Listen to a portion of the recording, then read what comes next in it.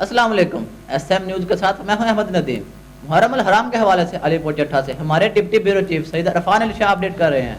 जी अरफान अली, बताइएगा इस वक्त क्या सूरत हाल है? आज़ादार हुसैन कितनी बड़ी तादाद में मौजूद है? जी बिल्कुल, मैं इस वक्त मौजूद हूँ इमाम बारगाह बाबुल इल्म करबला पे, और यहाँ पर बड़ी तादाद में अज़ादारान इमाम हुसैन अलैहिस्सलाम मौजूद हैं।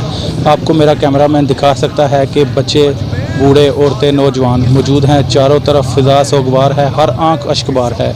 यहाँ लोग हज़रत इमाम हुसैन अलैहिस्सलाम से इज़हार मोहब्बत अक़ीदत के लिए आते हैं। यहाँ तकरीबन हर साल हर घर में न्याज लंगर का इंतज़ाम किया जाता है। हर गली कूचे में दूध दही की सबीलें लगाई जाती हैं। जी, बड़ी तादाद में अक़ीदत, और ये दिन बड़े अक़ीदत और एहतराम के साथ मनाया जाता है, और दूसरे शहरों की तरह ताज़िया निकाला जाता है, जिसकी तैयारी में सारा साल लग जाता है और लाखों रुपए खर्च हो जाते हैं।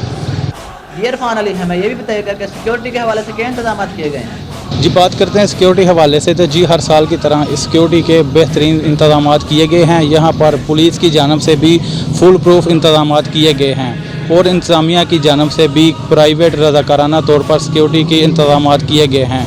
मैं आपको ये भी बताता चलूँ कि यहाँ वॉक थ्रू गेट के भी इंतजाम किए गए हैं, और हर आने जाने वाले रास्तों को मुकम्मल तौर पर चेक करके अंदर आने जाने की इजाज़त दी जाती है, और दाखिली व खारजी रास्तों पर भी सिक्योरिटी के सख्त इंतजाम किए गए हैं, ताकि कोई नाखुशगवार वाक़या पेश ना हो सके। जी इरफान अली, हमें ये भी बताइएगा कि जुलजना कितने बजे बरामद होगा और कौन कौन से रास्तों से गुजर का इख्तिताम पज़ीर होगा?